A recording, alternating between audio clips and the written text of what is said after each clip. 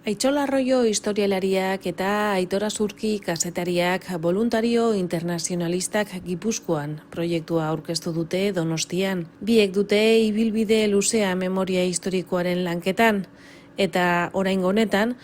Hansturan murgildutako 100 gora gizon eta emakume internazionalista ekarri nahi izan dituzte gogora. Zehazki, Frantzia, Polonia, Italia, Austria, Suitza, Alemania edota Errusiako atzerritarrak izan ziren Gipuzkoan lehen lerroan. 1926ko udan etorri ziren Gipuzkoara askatasuna, antifasismoa eta demokrazia defendatzeko. Ekin genion, orain dela urte desente, Miguel Usabiaga idazleak idatzitako novela baten harira, konturatu ginen hor bidea bazegoela, berak hor jorratzen zituen, hitz egiten zuen ja voluntario batzuen inguruan, eta pixka bat pista horri jarraikiz, gero Gipuzkoako Foru Aldundiarekin erakusketa bat antolatu genuen, eta erakusketa horretarako ikertzen ari ginela, Salamanko artxiboan, ateratzen ditzaizkigun izen asko, nazioarteko izen asko, eta pixkat, izan da, urten poderioz, utxune bat zegoelako, eta utxune hori betetzen nahian, Hansturan zeuden voluntarioek bereskuratu nahi izan ditugu, eta hau ekimen zabal bat da, ekimen zabal honen lehenengo pausua, lehenengo urratsa hau litzateke, ikerketa liburu bat, jakiteko zeintzu ziren, voluntario horiek, noiz etorri ziren, berein borrokak, asko eta askok eriotza ikusi zuten, hemen hil ziren, frontean, hori guztia nahi dugu jaso, berreskuratu eta gizarteratu. Asmoa hori aipatu bezala, hurrengo urteko irailean, 80. urte hurrenarekin, 1926ko gerraren hasiera eta bere garapenarekin, pixkat planina dugu orduan liburu edo publikazio hau ateratzea, ez? Pixkat orain ari gera ikerketa fase horretan, pixkat hazia ereiten, gero hurrengo urteko irailean fruitu horrek eman dezan. Eta ikerketari dagokionez, egia da ikerketa berritzaile bat burutzen ari garela, nazioarteko artxibo ezberdinekin ere, izan Errusiako Ergazpi, Amsterdameko ISH-erekin,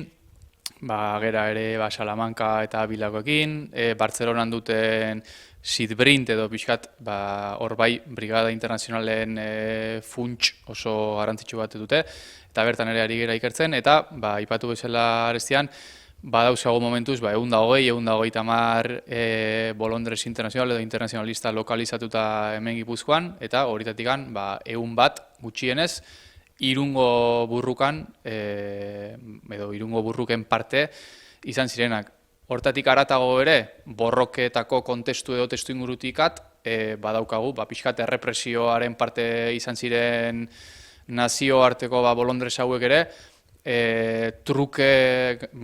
preso trukeak eta horietan parte hartu zutenak, lehenengoak 1927ko apirila maiatza artekoan, gero dauzkagu 1928an eta 1929an ere hainbatuk ere lokalizatuta, eta azken puntu garrantzitsu edo behintzat aipatzeko moduan, badauzkagu ere lokalizatuta 500 internazionalistetik ora, Irungo konzentrazio esparrutik pasazirenak 1939 eta 1942 artean. Orduan behintzat, ereindako zati hori aurreko asteetan, behintzat lehenengo fruitu edo lehenengo lore horiek ateratzen ari dira oraindik, ez? Segureski gehiago eta printze ederragokin aterako dire etorkizunean, baina behintzat, momentuz daukaguna behintzat, arro egotekoa bada, ez? Polita adieraztea, bizitza historia asko berreskuratzen ari garela, tartean Stoutxa eta Bran Gotinski bezalako bi poloniar judutarren borroka, Euskal Herria etorrita mediku bezala edo mediku bezala, eta azkenean nola tokatu zitzaien ametrailara bat disparatzea, zauritu ziren, eta bar, edo hiru troskista, belgiar, ona etorrita, bata zauritu, bestea krudelki hil Irungo frontean, obus batek jota, historia oso potentea daude, oso adierazgarriak, voluntario internazionalista hauek etorri ziren eta hemen egondako jendeak bazekien, alegia asko eta asko prestatuta zeudelako, akaso batzuk lehenengo mundu gerran parte hartuta, beste batzuk servizio militar ditzen zitzaion soldaduzka hori eginda ere bai, orduan, pertsona adierazgarriak ziren eta oso deigarriak bere garaian ere bai. Prentsaurreko honen beste helburuetako bat ere, izan da deialdi bat egitea gizarteari, Euskal eta Gipuzkoar jendarteari deialdi bat egitea, dituzten dokumentazio, inkluso testigantzak, norbere familian entzundakoak, edo akaso lagun batek utzitako emandako dokumentazioa, direla argazkiak, direla objektuak, hori guztia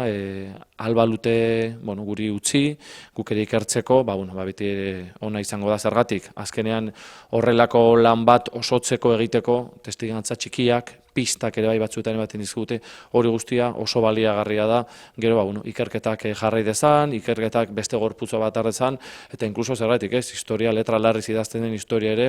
eraldatzeko edo xetasunak kontatzeko.